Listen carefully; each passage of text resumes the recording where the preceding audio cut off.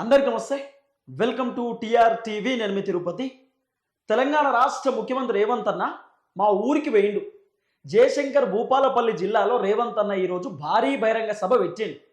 ఆ సభ పెట్టడానికి ముఖ్యమైనటువంటి కారణం ఏంటంటే మున్సిపల్ కార్పొరేషన్ ఎన్నికలో మాకే ఓటేయండి, కాంగ్రెస్ పార్టీ నుండి పోటీ చేస్తున్నటువంటి అభ్యర్థులకే ఓటేయండి అని చెప్పడానికి రేవంత్ అన్న వేయిండు. ఇక మా నియోజకవర్గ ఎమ్మెల్యేని కూడా మీరు చూడొచ్చు. మా ఎమ్మెల్యే కూడా చాలా అద్భుతంగానే మాట్లాడేటటువంటి కార్యక్రమం చేసిండు. రేవంత్ అన్నతో పాటు పోయినటువంటి మంత్రులు కూడా చాలా అద్భుతంగా మాట్లాడారు. మొత్తం భూకంపం బదలు కొట్టినాం, కాంగ్రెస్ మొత్తం పరిపాలన అద్భుతంగా చేస్తున్నాం, జయశంకర్ భూపాలపల్లి జిల్లాకు అన్ని వచ్చేసినాయి, అభివృద్ధి జరుగుతుంది, అద్భుతాలు జరుగుతున్నాయి అని చెప్పి ఇక రకరకాలుగా మాట్లాడేటటువంటి కార్యక్రమం చేశారు. జయశంకర్ భూపాలపల్లి జిల్లాలో బీఆర్ఎస్ ఉన్నప్పుడు ఏం అభివృద్ధి జరిగింది, కాంగ్రెస్ వచ్చినాక ఏం అభివృద్ధి జరిగింది అనేది మా జిల్లా ప్రజలకు తెలుసు. మాకు అన్నీ తెలుసు కదా, మేము అక్కడే పుట్టి పెరిగినాం. చిన్నప్పటి నుండి అదే జిల్లాలో ఉన్నటువంటి వ్యక్తి నాకు తెలియదా? మాది రేవొండ మండలం, జయశంకర్ భూపాలపల్లి జిల్లా. మా ఊరికి జయశంకర్ భూపాలపల్లి జిల్లాకి 20 కిలోమీటర్లు ఉంటుంది. మేము పొద్దుగాలలో అయితే భూపాలపల్లికి పోయి వస్తూ ఉంటాం. ఇంటికి పోతే మా నాయన కూరగాయలు పోయి వేసినా పోరా అంటే నేను భూపాలపల్లి మార్కెట్ పోయి వేసి వస్తుండే. లేదా మా నాయనకి ఏమైనా పని ఉంటే జయశంకర్ భూపాలపల్లి ఓడు వచ్చుడు. ఇట్లా మేము భూపాలపల్లికి రోజుకు ఒక్కసారన్నా 2 సార్లన్నా పోయి వస్తూ ఉంటాం. నేను ఇంటికి పోయినప్పుడల్లా ఖచ్చితంగా భూపాలపల్లి జిల్లాకు పోయి వస్తాం. మా జిల్లా కదా, నేను పోయి వస్తూ ఉంటా. అసలు భూపాలపల్లిలో ఏం అభివృద్ధి జరిగింది, కాంగ్రెస్ వచ్చిన తర్వాత జరిగినటువంటి అంశం ఏందనేది పిన్ టు పిన్ మనం మాట్లాడుకునేటటువంటి కార్యక్రమం చేయాలి. రేవంత్ అన్న భూపాలపల్లికి పోగానే ఫస్ట్ కోటెంచ టెంపుల్కి పోయిండు. రేగొండ మండలం కోటెంచ టెంపుల్ ఉంటుంది. కోటెంచ టెంపుల్ నరసింహస్వామికి సంబంధించిన టెంపుల్ పోయిండు. ఆ టెంపుల్ ఆల్రెడీ ఇప్పుడు కూలగొట్టిరు, మళ్ళీ రీకన్స్ట్రక్షన్ చేస్తారు, మంచిగా కడుతురు. ఓకే, నేను కాదంటలేను. టెంపుల్ మళ్ళీ రీకన్స్ట్రక్షన్ జరుగుతుంది. సో రేవంత్ అన్న పోయి చూసి వచ్చి దర్శనం కూడా చేసుకున్నాడు. ఆ టెంపుల్కి మాకు దాదాపు ఒక 5-6 కిలోమీటర్లు అంతే ఉంటుంది, అంతకంటే ఎక్కువ కూడా ఉండదు అనుకుంటున్నా. ఒక 5 నుండి 6 కిలోమీటర్లు ఉంటుంది. సో రేవంత్ అన్న అక్కడికి కూడా పోయిండు. ఇప్పుడు జయశంకర్ భూపాలపల్లి జిల్లాలో అంటే మా ఊళ్ళే రేవంత్ అన్న స్టార్ట్ చేసిండు. భూపాలపల్లి జిల్లా అంటే మా ఊరు అన్నట్టుగా మా గడ్డ పైన రేవంత్ అన్న పోయిండు. ఇక రేవంత్ అన్న రకరకాలుగా మాట్లాడుకుంటూ వచ్చేటటువంటి కార్యక్రమం చేస్తున్నాడు. ఇప్పుడు మిర్యాలగూడ సభ, లేకపోతే కరీంనగర్ సభ, చొప్పదండి సభ, ఇట్లా మాట్లాడుకుంటూ పోతే నల్గొండ సభ.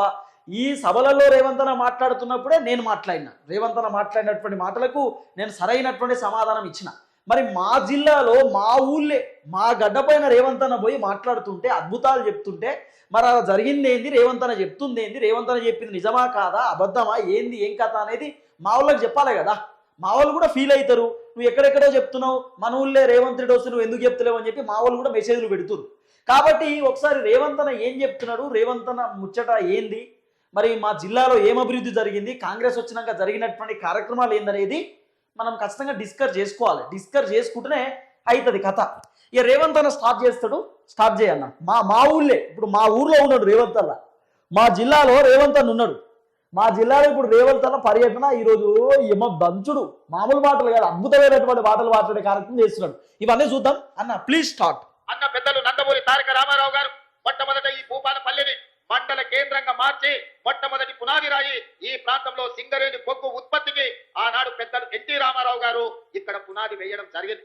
ఇక మళ్ళీ భూపాలపల్లి వెనక్కి తిరిగి చూడలేదు. ఆ తర్వాత అభివృద్ధి పదం వైపు నడుస్తూ 600 జనాభా, ఈనాడు 60,000 ఓట్లతోని జిల్లా కేంద్రంగా భూపాలపల్లి మున్సిపాలిటీగా ఈ రోజు రాష్ట్రానికే వన్నె తెచ్చే ప్రాంతంగా అభివృద్ధి చెందింది. ఈనాడు మన కళ్ళ ముందల్లే చిన్న గ్రామం నుంచి జిల్లా కేంద్రంగా భూపాలపల్లి అభివృద్ధి చెందింది అనంటే ఆనాడు కాంగ్రెస్ పార్టీ చేసిన అభివృద్ధి ఈ రోజు ఈ ప్రాంతం అభివృద్ధికి ఏం చెప్పాలి. జయశంకర్ భూపాలపల్లిని జిల్లా చేసింది ఎవరి హయాంలో జరిగింది? బీఆర్ఎస్ పార్టీ హయాంలోనే కదా.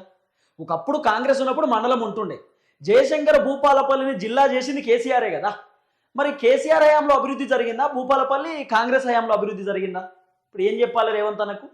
అన్నీ మేమున్నప్పుడే జరిగినాయి, ఇప్పుడు మేమున్నప్పుడే జరుగుతున్నాయి. మధ్యలో ఏం జరగలేదా? కేసీఆర్ ఉన్నప్పుడు ఆ జిల్లా వేసిర్రు, కలెక్టర్ ఆఫీస్ వచ్చింది, గవర్నమెంట్కి సంబంధించినటువంటి ఆసుపత్రి వచ్చింది, రోడ్లు వేసిర్రు, అన్నీ జరిగినాయి కదా. ఏం జరగలే అన్నట్టు మాట్లాడేందుకు? మొత్తం మేమే చేసినాం, భూకంపం బదులు కొట్టేసినాం, అమెరికా చేసినాం, డల్లాస్ చేసినాం అని చెప్పి మాట్లాడేందుకు? కాంగ్రెస్ అధికారంలోకి వచ్చిన తర్వాత అసలు జయశంకర్ భూపాలపల్లి జిల్లాని మీరు ఏం చేసిరో చెప్పుర్రి, మీరు ఏం అభివృద్ధి చేసిరో చెప్పుర్రి, మీరు అసలు ఏం పథకాలు పట్టుకొచ్చిరు ప్రజలకు ఏం న్యాయం జరిగిందో గది చెప్పుర్రి. ఇక మా ఎమ్మెల్యే అయితే పొద్దుగాలైతే మస్తుగా చెప్తాడు మా సారు, మేము అది చేసినాం ఇది చేసినాం అని చెప్పి చెప్తూనే ఉంటాడు. కానీ అది వేరే విషయం. ఇక మా రేవంత్ అన్న చెప్తున్నాడు మొత్తం కాంగ్రెస్లోనే జరిగింది, బీఆర్ఎస్లో ఏం జరగలే. జిల్లా వచ్చిందే బీఆర్ఎస్ కేసీఆర్ వచ్చుడుతోనే 33 జిల్లాలు చేసిండు. దాంట్లో జయశంకర్ భూపాలపల్లి జిల్లా ఒకటి. ఒకప్పుడు జిల్లా లేకపోతే మాకేమన్నా ఇబ్బంది ఉంటే మేము వరంగల్ పోతుండే, పరకాలకు పోతుండే. మా కలెక్టర్ ఆఫీస్ లేకపోతే వరంగల్ జిల్లా ఉంటుండే. అప్పుడు వరంగల్ జిల్లా పోతుండే కలెక్టర్ దగ్గరికి. ఎంఆర్ఓ ఆఫీసు, ఎంపీడీఓ ఆఫీస్ అక్క లేకపోతే ఎక్కడికో పోతుండే. అంత ఘోరమైనటువంటి పరిస్థితి ఉంటుండే. ఇవాళ 20 కిలోమీటర్లే డైరెక్ట్ పోయి కలెక్టర్ని కలుస్తాం, కలెక్టర్తో మాట్లాడతాం. మా దగ్గర ఉన్న సమస్యలు ఉంటే కలెక్టర్ సార్కి పోయి ఒక పేపర్ ఇస్తాం, నివేదిక ఇస్తాం. సార్ ఇది మా పరిస్థితి, ఇది మా బాధ అని చెప్పి ఒక లెటర్ ఇస్తాం. ఇవన్నీ కూడా భూపాలపల్లి జిల్లా చేయడం ద్వారానే జరిగింది. ఏ రేవంత్ అన్న నెక్స్ట్ ఇంకో మాట చెప్తాడు. ఏమని? జయశంకర్ భూపాలపల్లి జిల్లా తీసేస్తారని కొంతమంది అంటుర్రు, మేము తీసేయం, మేము ఎందుకు తీసేస్తాం అని చెప్తాడు. మరి తీసేస్తారని చెప్పింది ఎవరు? మేమన్నా చెప్పినావా తీసేస్తారని చెప్పి? తీసేస్తారేమో అని చెప్పి ఇదే కాంగ్రెస్ వాళ్ళు ముచ్చట పెట్టుకుంటారు, మళ్ళీ మీరే కాదని చెప్తారు. మరి ఎవరు నమ్ముతారు ఇక మిమ్మల్ని? తీసేస్తారు, చిన్న చిన్న జిల్లాలో ఆమ్లెట్ జిల్లాలను తొలగించబోతున్నామని వీళ్ళే అంటారు. ఇదే రేవంత్ అని ఏం చెప్పిండు ప్రెస్ మీట్లా? ఆంధ్రాలో 25-26 జిల్లాలు ఉంటే, ఆంధ్రాలో 18-19 జిల్లాలు ఉంటే, ఇక్కడ కేసీఆర్ 33 జిల్లాలు చేసిండు. ఆంధ్ర జనాభా ఎక్కువ, తెలంగాణ జనాభా తక్కువ. జనాభా తక్కువ ఉన్నా కూడా, పార్లమెంటు 17 ఉన్నా కూడా కేసీఆర్ 33 చేసిండు. గట్టెట్లే చేసిండు అని చెప్పి వీళ్ళే మాట్లాడతారు. మళ్ళీ వీళ్ళే ఇవాళ జిల్లాలు ఒక్కటి కూడా తొలగించాం, తీసేసే ఆలోచన మాకు లేదని వీళ్ళే చెప్తారు. ఏం చెప్పాలో అర్థం కాదు. చెప్పాలా చెప్పు. సరే కానీ కారణమైంది. అయితే మిత్రులారా, నిన్న మన కొంతమంది ప్రకటనలు చేస్తున్నారు. మా అక్కలు చాలా మంది వచ్చారు కదా, మా ఊళ్ళోకి వెళ్ళి కూడా వెయ్యిర్రు. తర్వాత మా మండలంలోకి వెళ్ళి కూడా చాలా మంది మహిళలు వెయ్యిర్రు. నేను కొంతమందితో కనుక్కుంటే, కొంతమందితో మాట్లాడితే వాళ్ళు చెప్పినటువంటి మాట ఏంటంటే, ఎంత ఇస్తుర్రు అని అడిగితే 300 నుండి 200 రూపాయలట. 300 రూపాయలు, 200 రూపాయలు మహిళలు అక్కడ పోతే మీటింగ్ పోవడానికి. మళ్ళా ఈ చీర కట్టుకొని పోవాలి. మళ్ళా రేవంత్ రెడ్డి ఇందిరమ్మ చీర ఇచ్చిండు కదా, ఆ చీర కట్టుకొని పోవాలి. రేవంత్ రెడ్డికి సంబంధించినటువంటి భారీ బహిరంగ సభకు జయశంకర్ భూపాలపల్లికి 300 రూపాయలట ఒక్కొక్కరికి. కొంత వినబడుతున్నటువంటి అంశం. సరే సుతం ఇంకా మాట్లాడాలి. ఇప్పుడు కేసీఆర్ ఆ రోజు అధికారంలో ఉన్నప్పుడు కూడా గట్లనే పైసలు ఇచ్చి తీసుకుపోయారు. ఇప్పుడు ప్రతిపక్షం కొచ్చుడుతోటే ₹1 ఇయ్యకముందే జనాలే పోతురు. ఇలా రేవంత్ అన్న ముఖ్యమంత్రి అయిన తర్వాత రేవంత్ అన్న స్పీచ్ వినే పరిస్థితి లేదు ఎవరు. ఎందుకంటే అన్న ఏడ పోతే ఆడ కేసీఆర్ని తిట్టుడు, బూతులు మాట్లాడు, ఇష్టానుసారంగా వివరించడు, మహిళలకు కూడా నచ్చలేదు. అందుకే ఇక ఎవరు వేయట్లేరని చెప్పి వీళ్ళే ఉల్టా బస్సులల్లా లేకపోతే కార్లల్లా ఆటోలల్లా ఎక్కించుకొని పోతున్నారు. జయశంకర్ భూపాలపల్లి సభ కాడికి తీసుకుపోయారు. ఇక చూడరు ఇంకా మేము భూపాలపల్లి జిల్లా ఇస్తే కాంగ్రెస్ పార్టీ జిల్లాను రద్దు చేస్తుందని ఒక తప్పుడు విషపు ప్రచారం చేస్తున్నారు. ఈ వేదిక మీద నుంచి మీడియా మిత్రులకు 4 కోట్ల తెలంగాణ ప్రజలకు ఫస్ట్ నువ్వు జయశంకర్ భూపాలపల్లి జిల్లాను తీసేద్దామనే ఆలోచన వస్తే మేమే ఊకోము అసలు. ఎందుకంటే మా జిల్లా మాకు కావాలి. మా జిల్లాలో మాకు మస్తు పని ఉంది.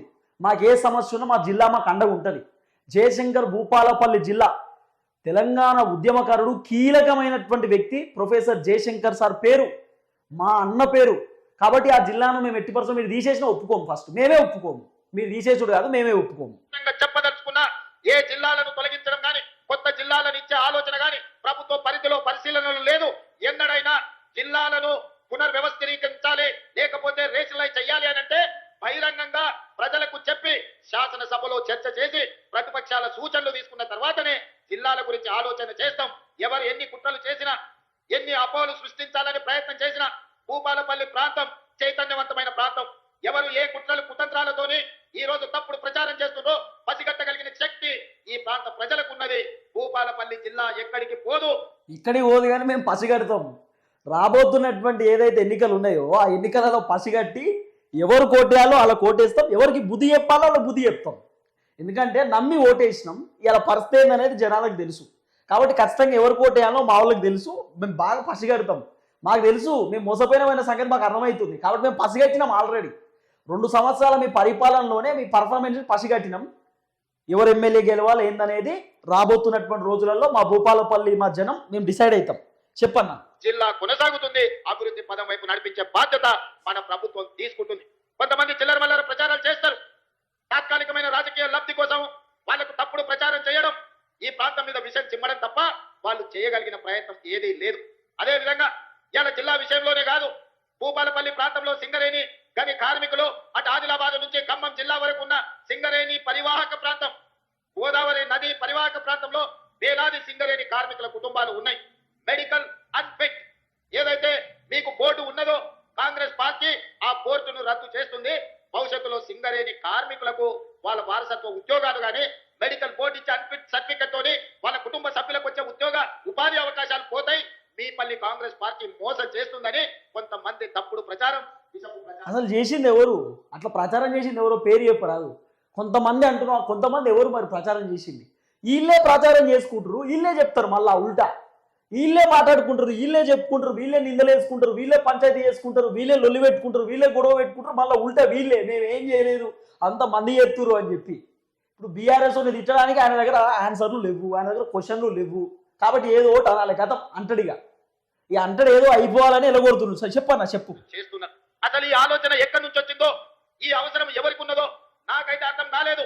అందుకే మిత్రులు జనక్ ప్రసాద్ గారికి, పెద్దలు దుద్దిల శ్రీధర్ బాబు గారికి నేను విజ్ఞప్తి చేస్తున్నా, ఎవరైనా ఇట్లాంటి తప్పుడు ప్రచారాలు చేసి మెడికల్ బోర్డు విషయంలో విషము చిమ్ముతే వాళ్ళను అందరినీ మోకాళ్ళ మీద కూర్చోబెట్టి 4 ఈపుల మీద దెబ్బలేయండి. ఎందుకు అని అంటే ఆ ఆలోచననే ఇదే భాష, ఈ భాషకే కదా చాలా మంది వెళ్ళిపోయేది. ఈ భాషకే కదా అన్న ఎవ్వరు నీ మాట ఇంటలేరు, వెనకాలన్నీ ఖాళీ కుర్చీలే ఉన్నాయి ఈ భాష వినలేక. పరిశీలనలో లేదు. కార్మికులు కోరుకున్న విధంగా కార్మికులకు మేలు చేయడానికి రాష్ట్ర ప్రభుత్వం ప్రయత్నం చేస్తుంది తప్ప కార్మికులకు నష్టం కలిగించే ఏ నిర్ణయము ఈ ప్రభుత్వం తీసుకోదు. ఇవాళ ప్రజా ప్రభుత్వం అధికారంలోకి వచ్చిందంటే సింగరేణి బొగ్గు గని కార్మికులు నిండు మనసుతో పనిచేయడమే కాదు, మీరు గుండెల నిండా ఊపిరి పీల్చుకొని భుజాల మీద కాంగ్రెస్ పార్టీ జెండాను మోసింది కాబట్టి ఈ రోజు ప్రజా ప్రభుత్వం అధికారంలో ఉన్నది. ఈ ప్రభుత్వం మీది, మీ సమస్యల్ని పరిష్కరించే బాధ్యత ఈ ప్రభుత్వం తీసుకుంటుంది తప్ప కార్మికులకు నష్టం వచ్చే ఏ పని కూడా ఈ రోజు మా ప్రభుత్వం చేయదు. అదే విధంగా డిస్మిస్ కార్మికులకు సంబంధించి 217 మంది ఉన్నారని మిత్రులు గండ్ర సత్యనారాయణరావు గారు నా దృష్టికి తీసుకొచ్చిండ్రు. ఈ సమస్యను ఏ విధంగా పరిష్కరించాలనో తప్పకుండా ప్రభుత్వము పరిష్కరిస్తుంది. అదే విధంగా ఈనాడు గృహ నిర్మాణ శాఖ మంత్రివర్యులు వేదిక మీద ఉన్నారు, వారిని మనస్ఫూర్తిగా నేను అభినందిస్తున్నా. ఆనాడు 2004 నుంచి 2014 వరకు 10 సంవత్సరాలు డాక్టర్ వైఎస్ రాజశేఖర రెడ్డి గారు అడిగిన ప్రతి వాడికి, ఇల్లు లేని ప్రతి పేదవాడికి 25 లక్షల ఇందిరమ్మ ఇల్లు 10 సంవత్సరాలలో కాంగ్రెస్ పార్టీ కట్టిస్తే 2014లో చంద్రశేఖరరావు గారు పిట్ట కథలు, బుర్ర కథలు చెప్పింది. అసలు అగ్గిపెట్ట లాంటి ఇల్లు అందులో ఎట్లుంటారు? అదో ఇందిరమ్మ ఇల్లు ఇల్లేనా? కొడుకొస్తే ఆడుంటే, కొడుకు కోడలుంటే ఆడుంటారు, పండుగ పూట బిడ్డ అల్లుడు వస్తే ఏడబడ్డరు, గొర్రె పిల్లను కుక్క పిల్లను ఉంటే ఏడ కట్టేసుకుంటారు, ఇల్లు ఇస్తామని మంచి మాటలు చెప్పిండు. మరి ఎవరికన్నా ఈ ఉన్నోళ్ళకి, ముఖ్యంగా మా అక్కలను అడుగుతున్నా, మీకు ఎవరికన్నా డబుల్ బెడ్రూమ్ ఇల్లు వచ్చిందా అక్క? మనకు మాత్రం డబుల్ బెడ్రూమ్ ఇల్లు రాలే.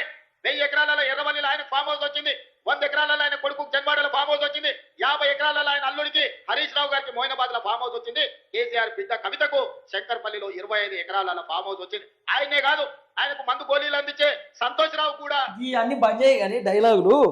ఇప్పుడు ఆయన ఏమంటారు, డబుల్ బెడ్రూమ్ గురించి మాట్లాడుతుండ అన్న.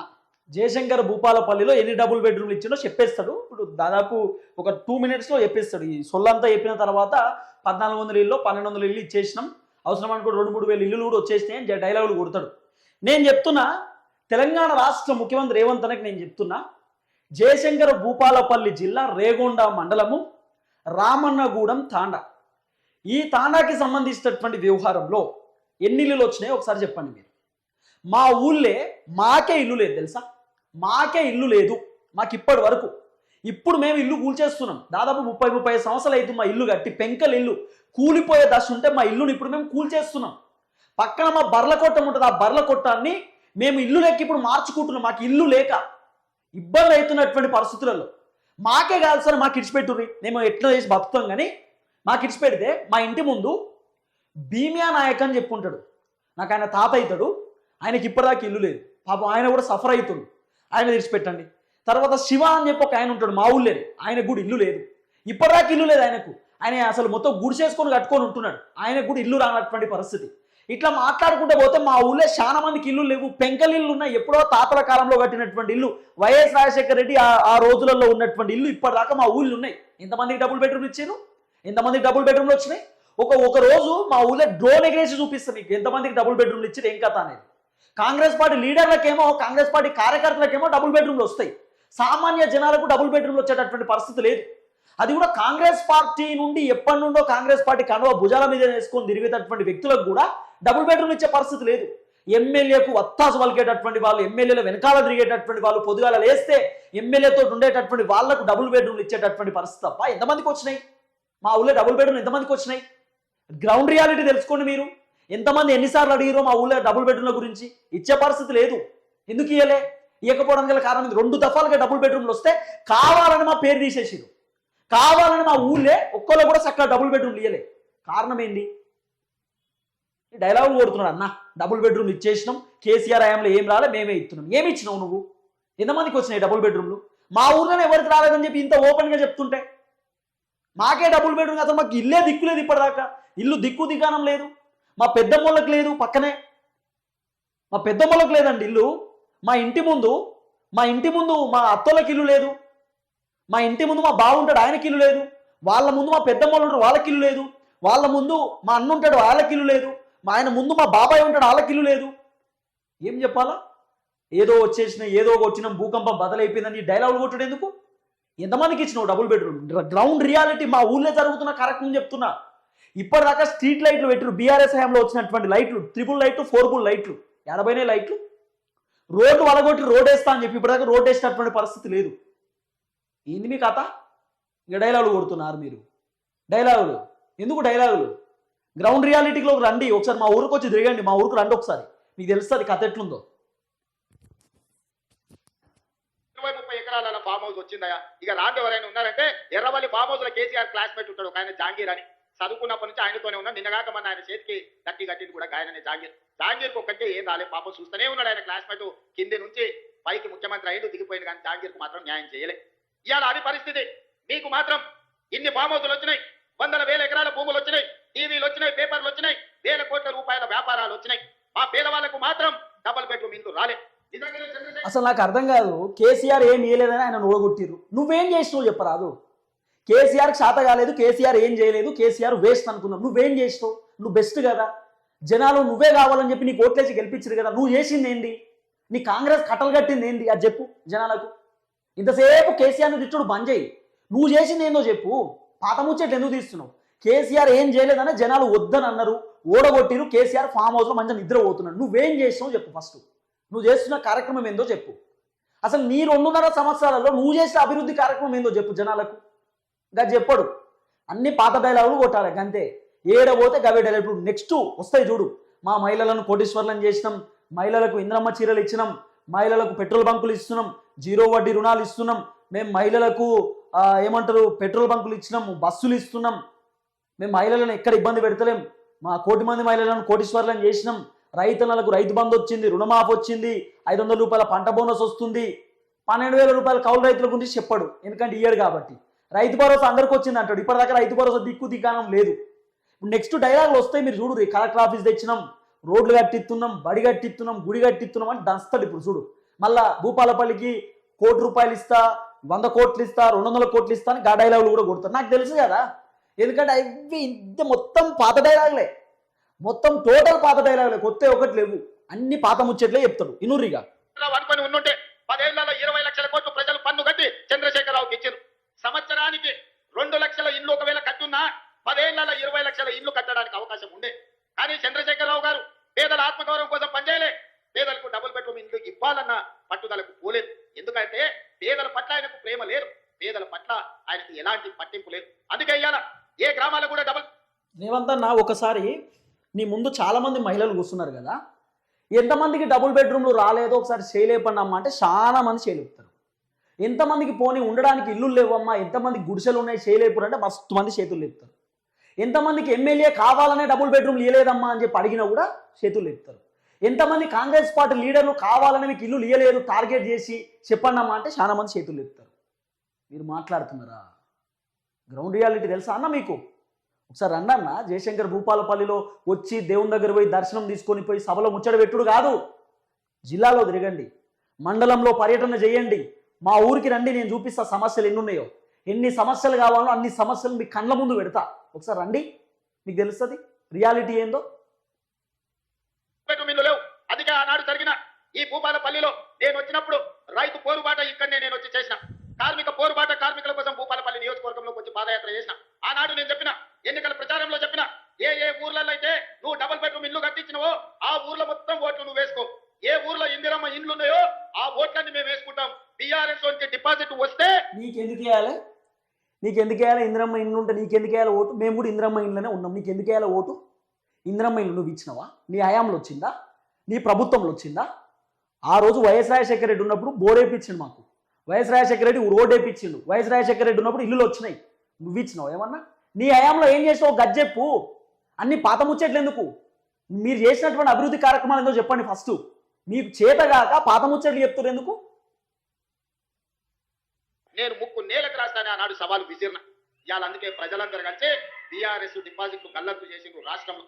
అందుకే ఇవాళ తెలంగాణ రాష్ట్రంలో ప్రతి నియోజకవర్గానికి 3,500 ఇండ్ల ప్రకారం 4.5 లక్షల ఇండ్లు 22,500 కోట్ల రూపాయలతోని ఇల్లు వచ్చిన ప్రతి పేదవాడికి 5 లక్షల రూపాయలు ఉచితంగా, ఎవరికి ఒక అనా పైసా లంచం లేకుండా, దళారులు లేకుండా, మధ్యలో ఎవరికన్నా కమిషన్లు లేకుండా ఈ రోజు పేదల ఖాతాలో నగదు పడుతుందంటే మిత్రులు శ్రీనివాస్ రెడ్డి గారు నిరంతరం పర్యవేక్షించడం వల్ల బాగా చేసిండు ఆయన. 4.5 లక్షల పేదలకు మేలు జరిగింది. ఇప్పుడే మా సత్తన్న చెప్తున్నాడు, ఇంకా అవి సరిపోవు, మా మున్సిపాలిటీలో 1000 కావాలి, మా నియోజకవర్గాలు ఇంకా ఇల్లు కావాలని. కావాలి మరి ఆయన ఇచ్చుకోవాలి కదా, వాళ్ళకి వీళ్ళకి ఇచ్చుకోవాలి కదా, వాళ్ళకి సంబంధించినటువంటి వాళ్ళకి ఇచ్చుకోవాలంటే మరి ఇల్లులు కావాలి. 1000 కాదు 10,000 ఇచ్చినా సరిపోవు ఆయనకి ఇల్లులు. 10,000-15,000 ఇల్లులు ఇస్తే మరి ఏమైనా వర్కౌట్ అవుతుంది, లేకపోతే ఎట్లా అవుతుంది? కాదు కదా. ఈరి ఒక 15,000 ఇల్లులు ఈరి, ఆయన నచ్చిన వాళ్ళకి ఇచ్చుకుంటాడు గంట సత్యనారాయణరావు. చూద్దాం తప్పకుండా.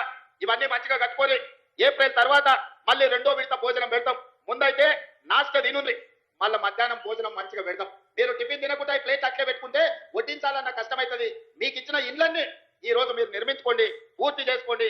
ఏప్రిల్ తర్వాత నూతన బడ్జెట్ లో మళ్ళీ పేదలకు ఇందిరమ్మ ఇల్లు ఇచ్చే బాధ్యత పొంగులేటి శ్రీనివాస్ రెడ్డి గారు తీసుకుంటారు. పేదల ఆత్మగౌరవం పెరిగే విధంగా, మా ఆడబిడ్డలు మనస్ఫూర్తిగా మమ్మల్ని ఆశీర్వదించే విధంగా ఇందిరమ్మ ఇల్లు 2వ విడత మంజూరు చేసి పేదల ఆత్మగౌరవం నిలబెట్టే బాధ్యత మన ప్రభుత్వం తీసుకుంటుంది అని చెప్పి నేను ఈ రోజు మీకు అందరికి తెలియజేస్తున్నా. మిత్రులారా, మీరు చూసిన సరస్వతి పుష్కరాలు మంతని ప్రాంతంలో మనం నిర్వహించుకున్నాం. అద్భుతంగా లక్షలాది మంది సరస్వతి పుష్కరాలలో పాల్గొన్నారు. ఆ తర్వాత నిన్నగాక మొన్న సమ్మక్క సారలమ్మ 1000 ఏళ్లకు గుర్తుండే విధంగా ఈనాడు అద్భుతమైన కట్టడాలతోనే 100 రోజుల్లోనే సమ్మక్క సారలమ్మను విస్తరిస్తే దాదాపుగా 2 కోట్ల మంది భక్తులు సమ్మక్క సారలమ్మను సందర్శించుకున్నారు. అంతే, మస్తు చేసిరన్న మీరు. అయితే సమ్మక్క జాతర అసలు ఎప్పుడు చూడలే, అంత అద్భుతంగా చేసిరు మీరు. నీళ్ళ కష్టాలు లేవు, కరెంటు కోతలు లేవు, తర్వాత రోడ్డు అద్భుతంగా ఉంది, చాలా అద్భుతంగా. అసలు రోడ్డు ఎంత అద్భుతంగా ఉందంటే ఇట్లా నీళ్లు పోస్తే రోడ్డు మీదకి వెళ్ళి ఇట్లా కనబడతాయి, నీళ్ళు ఇట్లా పోతా ఉంటాయి, అంత అద్భుతంగా ఉన్నాయి రోడ్లు. తర్వాత విఐపి దర్శనం, బాబా ఉపల్బాలు వచ్చిన ఉపల్బాలకు విఐపి దర్శనం ఇచ్చారు సమ్మక్క జాతరలో. తర్వాత బస్సులు కరువు, చాలా అద్భుతం అన్న. ఎంత అద్భుతంగా చేసిరన్న మీరు సమ్మక్క జాతర. అసలు మీరు చేసినట్టు ఎప్పుడు చేయలే. మీరా ఎన్ని లోపాలు ఉన్నాయన్న సమ్మక్క జాతరలో? రియాలిటీ తెలుసుకోండి ఒకసారి, జనాలు ఎంతమంది సఫర్ అయ్యారో తెలుసుకోండి ఒకసారి. మేడారం జాతర ఒక పవిత్రమైనటువంటి జాతర, అద్భుతమైనటువంటి జాతర. మేము ప్రతిసారి పోతాం సమ్మక్క జాతరకు. ఈసారి కూడా పోతే అక్కడ పరిస్థితులు చూస్తే నాకే ఇబ్బంది అనిపించింది. ఉప్పల్బాలు వస్తే ఉప్పల్బాలకు విఐపి దర్శనం ఇచ్చింది, ఎవరు పడతాలకు విఐపి దర్శనాలు. విఐపి దర్శనాలు ఎప్పుడు చూడలే అప్పట్లో. మేము ఎవరైనా పొలిటీషియన్ వస్తే వాళ్ళని వచ్చి దర్శనం చేసుకొని వెళ్ళిపోతుండే. ఇప్పుడు ఎవరికి పడతాలో విఐపి దర్శనాలు, పాసులు ఇచ్చుడు తోలుడు. మిగతా జనాలు లక్షలాది మందిని మొత్తం లైన్లో నిల్చోబెట్టుడు. ఏం తమాషా ఏందన్నట్టు? 200-300 కిలోమీటర్ల దూరంలోకి వెళ్ళి అమ్మవారిని దర్శించుకుందామని వస్తే పాపం జనాలు మొత్తం లైన్లో నిల్చోబెట్టిరు. విఐపీలు ఎవరో గొట్టంగాళ్ళు వచ్చినా కూడా వాళ్ళను కూడా ఆఖరికి విఐపి పాసులు ఇచ్చి తీసుకోబోతున్నారు. ఎవరెవరో గొట్టంగాళ్ళు వస్తే వాళ్ళు ఏందో తెలియదు, వాళ్ళు ఏ లీడర్లో తెలియదు, ఏ పార్టీలో తెలియదు, ఏం కథో తెలియదు. కనువ కప్పుకొని వస్తుర్రు, తెల్ల పంచ, తెల్ల ఏమంటారు పాయింట్, తెల్ల షర్ట్ వేసుకొని వస్తుర్రు. కథం వాళ్ళని విఐపి అనుకుంటారు, లోపల పంపుతారు. సామాన్య జనాలను లక్షలాది మందిని లైన్లో నిల్చోబెట్టారు. ఎంతమంది సఫర్ అయ్యారన్నా? నేనేమంటున్నా, సమ్మక్క జాతర విషయంలో కూడా చాలా లోపాలు ఉన్నాయి. మీరు నిర్వహించినటువంటి నిర్వాహకం సక్కగా లేదు. సీతక్క చెప్పింది కదా, బస్సు లేక చాలా మంది ఇబ్బంది పడరు, క్షమించాలి. కావాలనే కొంతమంది నెగిటివ్ చేస్తున్నారు. నెగిటివ్ ఏం చేస్తలేమండి, అక్కడ ఉన్నటువంటి గ్రౌండ్ రియాలిటీయే చెప్పినాం. చాలా సమస్యలు ఉన్నాయని చెప్పి, చాలామంది జనాలు సఫర్ అయ్యారు అని చెప్పి, అక్కడ సరైనటువంటి వసతులు లేవు అని చెప్పి. సమ్మక్క సారలమ్మకు పోయిన వాళ్ళందరూ భూపాలపల్లి ప్రాంతం నుంచే వెళ్లడం జరుగుతుంది. ఈ రోజు రామప్ప చెరువు నుంచి కూడా జంపన్న వాగులకు నీళ్లిచ్చే కార్యక్రమాన్ని రాబోయే రోజులలో దక్షిణ కుంభమేళగా ఈ రోజు మనము సమ్మక్క సారలమ్మ జాతరని నిర్వహించుకున్నాము. ఇది ఒక గొప్ప అనుభూతి.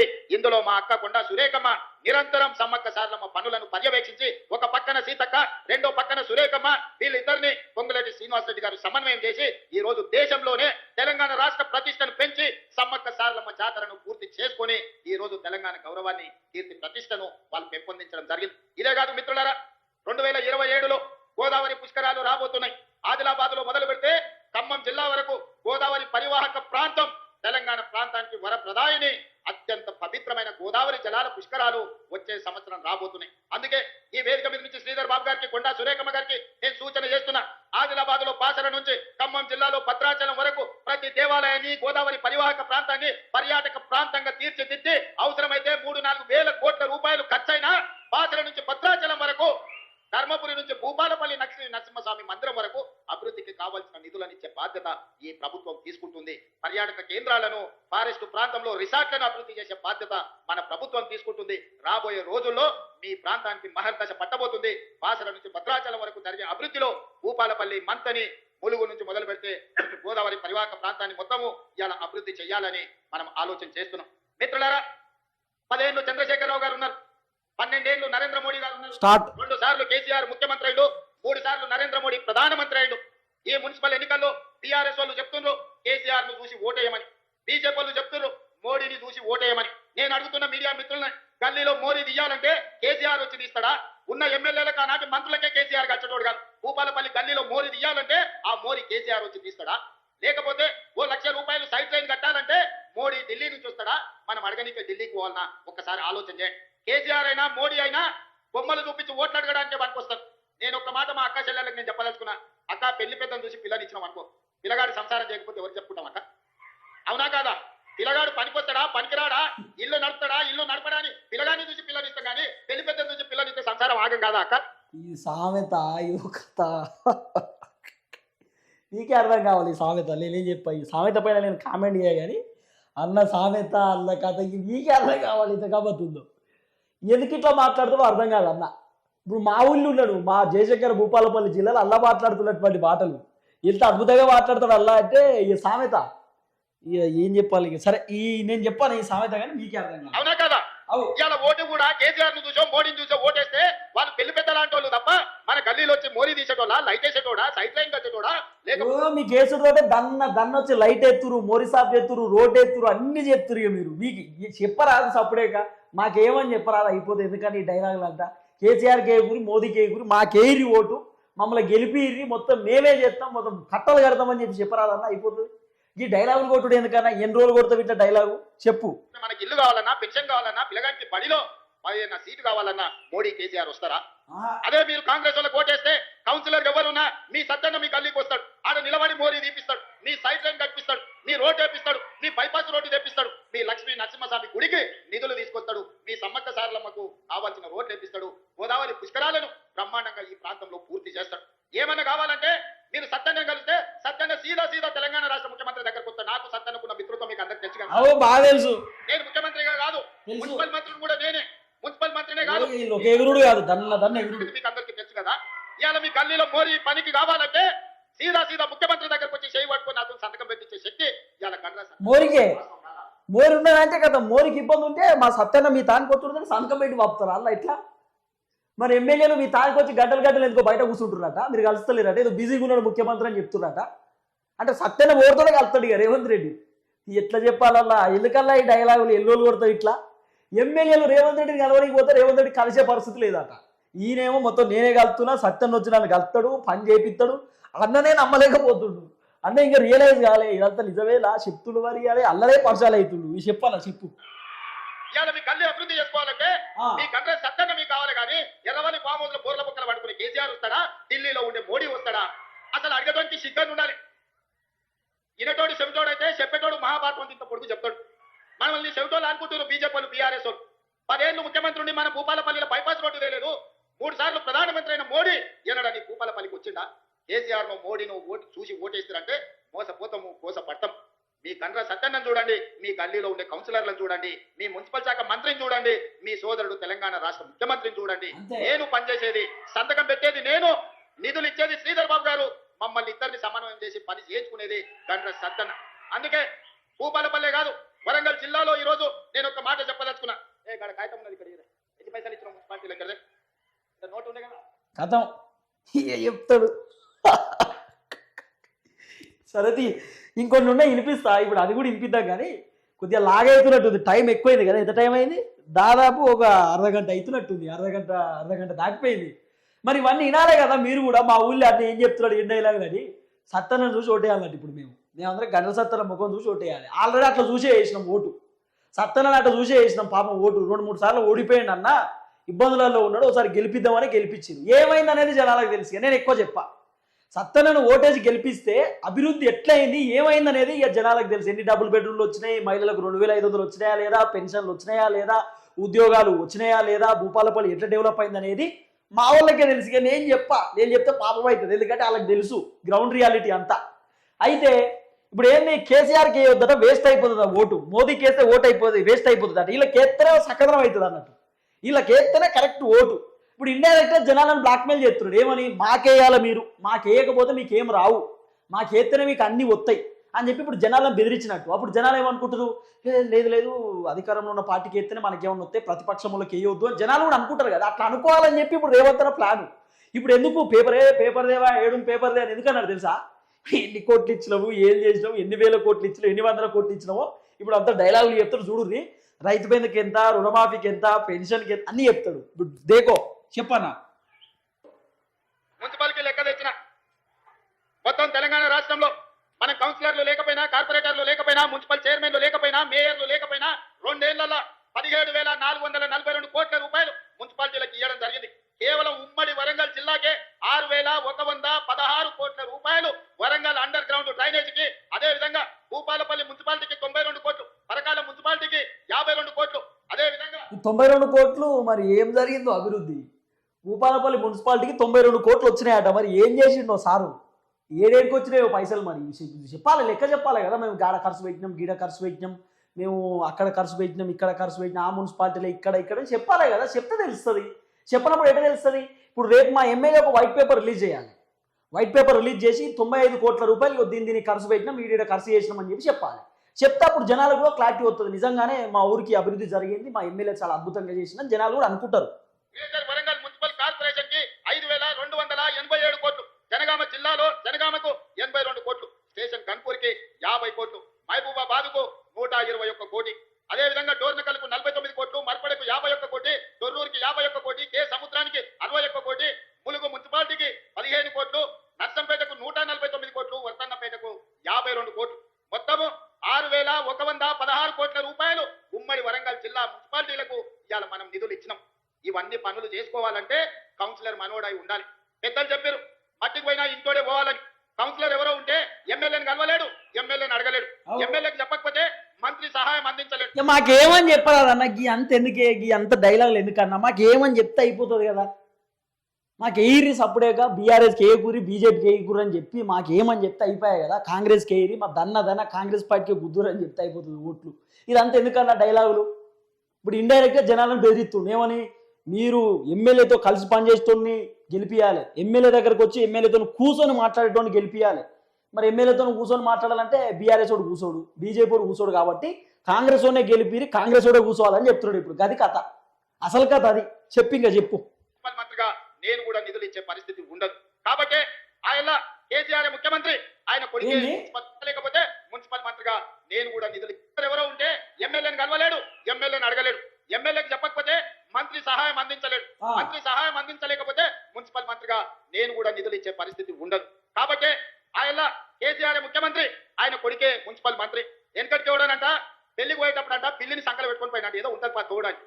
కేసీఆర్ ముఖ్యమంత్రి మీరు చేస్తే కొడుకుని మున్సిపల్ మంత్రి చేసుకున్నాడు. అయ్యో కొడుకు మంత్రి ఇస్తే మళ్ళీ అల్లుడు అడుగుతాడని ఆయన హరీష్ రావుకు మంత్రి ఇచ్చాడు. అయ్యో అల్లుడికి ఇస్తే మళ్ళీ బిడ్డ అడుగుతాడు ఇంటికి రాదని చెప్పి బిడ్డకు కూడా ఎంపీ చేసిండు, ఎమ్మెల్సీ చేసిండు. మళ్ళీ ఇంతమందికి ఇచ్చిన మందులో సోడా పోస్తాయని సంతోష్ రావు అని ఉంటాడు సటకుని కొడుకు, ఆయన కూడా రాజ్యసభ ఇచ్చాడు. ఇంటిల్లి పాదికి పదవులు ఇచ్చుకున్నాడు తప్ప మన ఊరికి ఏమన్నా నిధులు ఇచ్చిందా ఒకసారి ఆలోచన చెయ్యండి. కాబట్టి కేటీఆర్ మున్సిపల్ మంత్రి అయినంటే వెనకటి ఎవరో చెప్పారు, తిక్కలోడు తిరణాలకు పోతానంట, ఎక్కడికి దిగనికనే సరిపోయిందంటే ఏం చూసింది లేదు, ఏమి తెచ్చింది లేదు. తిక్కలోడు తిరణాలకు వస్తుంది కేటీఆర్ మున్సిపల్ శాఖ మంత్రిగా. ఏదైనా భూపాలపల్లికి వచ్చి ఏం కావాలని అడిగినాడే, తెచ్చిండా? అందుకే ఇవాళ అసలుకు నకిలీకి పోటీ, ఆయన గంటనే ఈయన గంటనే, కానీ ఇది అసలు గంట, అది నకిలీ. నేనేమంటున్నా, ఇప్పుడు కేటీఆర్ రాలేదు, కేసీఆర్ రాలేదు ఇప్పుడు అని అడిగిందా అంటున్నావు కదా. ఎలక్షన్ లేకపోతే నువ్వు వస్తుండేనా అసలు? మా ఊళ్ళే నువ్వు ఎలక్షన్ లేకపోతే ఇప్పుడు వస్తుండేనా అసలు? నువ్వు కనబడుతుండేనా చెప్పు? ఇప్పుడు వచ్చినావు మా ఊరికి, ఎలక్షన్ లేకపోతే నువ్వు రాకపోతుండే, అసలు నువ్వు కనబడకపోతుండే. అసలు కాదు ఇది, ఎలక్షన్ ఉన్నాయి కాబట్టి వచ్చింది ఇప్పుడు డైలాగులు చెప్పనీకి. ఇది నమ్మకం ఉన్న కండ్రా, అది నమ్మితే మోసం చేసే కండ్రా. ఆ ఎల్ల మీరు గెలిపిస్తే మీ గుండెల మీద దాన్ని శత్రువు సంఖ్యలో చేరింది. అట్లాంటి నకిలీకి అసలుకి ఈ రోజు భూపాలపల్లిలో పోటీ జరుగుతుంది. కాబట్టి మిత్రులారా, ఇవన్నీ ఒకెత్తైతే నిన్న మన కిషన్ రెడ్డి మాట్లాడుతున్నాడు.